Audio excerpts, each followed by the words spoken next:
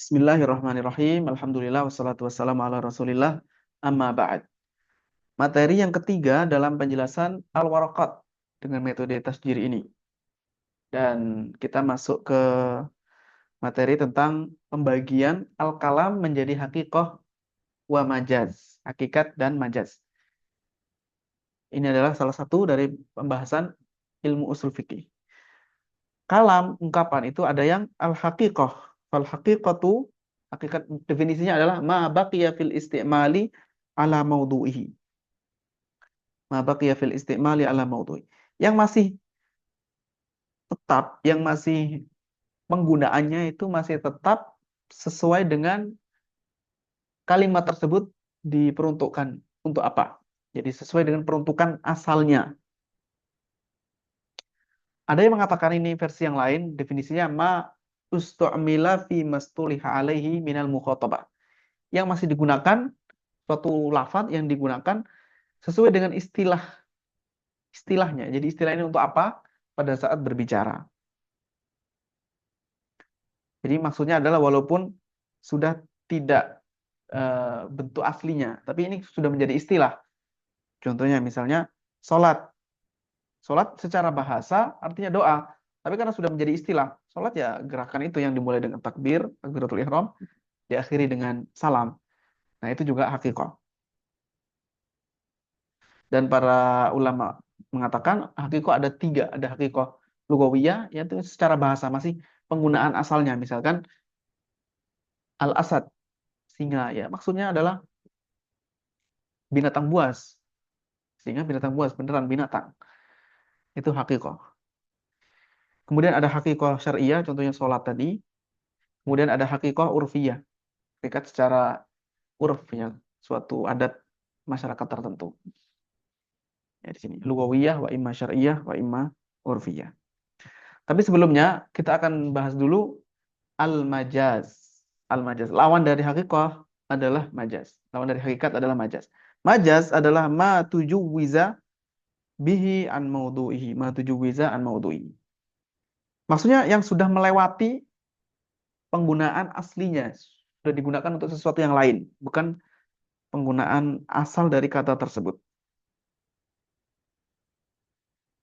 Contohnya adalah misalnya menyebut al-asad, singa. Tapi maksudnya lafaz asad ini digunakan untuk menyebut seorang yang pemberani. Nah, itu namanya majaz. Kemudian al-haqiqatu imma lughawiyatun wa imma syar'iyyatun wa imma urfiyah. Hakikat ini ada yang lughawiyah, contohnya yang hayawan singa tadi, hewan singa tadi, binatang buas itu namanya hakikat lughawiyah. Lalu ada hakikat syar'iyyah, contohnya salat untuk ibadah yang khusus, kemudian urfiyah. Contohnya dabah. Dabah itu dalam bahasa sebenarnya semua binatang yang melata, yang berjalan di muka bumi, tapi sudah menjadi urafnya orang-orang Arab. Mereka menyebut dabah itu untuk yang binatang memiliki 4 kaki. Jadi kalau 2 kaki atau tidak memiliki kaki tidak disebut sebagai dabah. Ini pembagian hakikat. Kemudian majaz. Majaz itu penggunaan yang sudah tidak sesuai dengan asalnya. Nah ini ada beberapa macam. Ada yang dengan sebab tambahan. Karena ada tambahan. Contohnya adalah firman Allah Ta'ala, ya, laisa kamitslihi syai'un. Tidak ada yang serupa dengannya sesuatu apapun. Tidak ada yang serupa dengan Allah sesuatu apapun. Nah, ini ada dua, kamitslihi. Kaf ini sudah menunjukkan seperti, mithal juga seperti. Maka kaf ini namanya zaidah. Ini namanya zaidah. Karena kalau tidak dianggap zaidah berarti rusak maknanya. Jadi yang tidak ada, yang dinafikan adalah sesuatu yang seperti semisal loh. Semisalnya. Berarti kalau semisalnya aja masih bisa. Nah, itu batil. Sehingga harus dipahami ini satu saja satunya tambahan. Majas. Kemudian yang kedua adalah majas karena nukson. Ada yang dibuang, ada yang dikurangi. Misalnya firman Allah Ta'ala, was'alil qaryah. Bertanyalah kepada desa tersebut. Nah ini gimana bertanya ke desa? Memang bisa. Maka jawabannya adalah ini ada yang dibuang, yaitu ahlal qaryah. Tanyalah kepada penduduk desa. Ini ada yang dibuang. Ini majas karena nukson. Terus ada yang ketiga yaitu naklin wal majazu bin nakl. Maksudnya penggunaannya diubah, sudah ada perubahan penggunaan.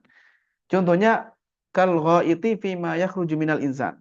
Al ghait pada hakikatnya istilah ghait itu dalam bahasa Arab adalah tempat yang rendah, tempat rendah, tempat yang tenang, ya tidak ramai, yang digunakan untuk qadaul hajah, untuk buang hajat, BAB.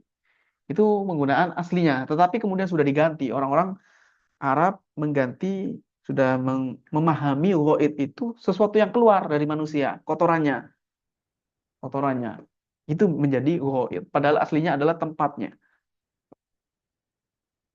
Lalu yang keempat, jenis majas adalah al-isti'arah.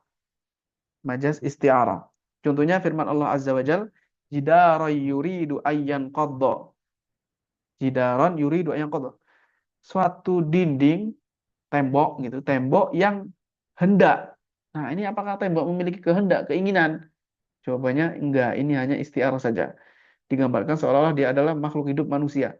Yuridu ayyan qadda, yang ingin untuk runtuh. Padahal sebenarnya yuridu, menginginkan, perbuatan menginginkan itu hanya untuk makhluk hidup. Nah, karena itulah ini disebut dengan majaz. Dan namanya adalah majaz isti'arah. Majaz yang dibangun di atas tasbih, karena ada penyerupaan. Ini mengenai al-haqiqah dan al-majaz. Dan berikutnya adalah al-amru. Al-amru. Al-amru itu apa? Bahasa Indonesianya perintah. Perintah itu bagaimana bentuknya? Al-amru adalah istid'a'ul fi'li bil qawli mimman huwa dunahu ala sabilil wujub. Istid'a'ul fi'li. Meminta agar melakukan sesuatu. Dan permintaan ini bil qawli, dengan suatu ucapan. Mimman huwa dunahu, yang diminta adalah orang yang derajatnya di bawahnya. Levelnya memerintahkan orang yang di bawahnya. Ala sabilil wujub. Dengan bentuk wajib, kewajiban. Itu amr. Wasighatuhu if'al. Jadi kalau dalam bahasa Arab ini harus dari orang yang lebih tinggi kemudian meminta kepada orang yang lebih rendah. Kalau orang yang lebih rendah maka namanya permintaan, soal atau doa. Itu dalam bahasa Arab. Kemudian sighatuhu bentuknya adalah if'al. Bentuknya adalah if'al. Sigho atau bentuk cara memerintahkan adalah if'al. Contohnya uktub, misalkan unsur, iftah. Ini wazannya begini. Tentu saja kalau memperdalam ini bisa dilihat di ilmu nahwu atau ilmu sorof. Kemudian sebelumnya berkaitan dengan al-haqiqat wal majaz, ini bisa dipelajari lebih mendalam di ilmu balaghah. Kita akan lanjutkan insya Allah ta'ala mengenai al-amr ini pada materi yang berikutnya. Semoga bermanfaat. Wassalamualaikum warahmatullahi wabarakatuh. Walhamdulillahi rabbil alamin.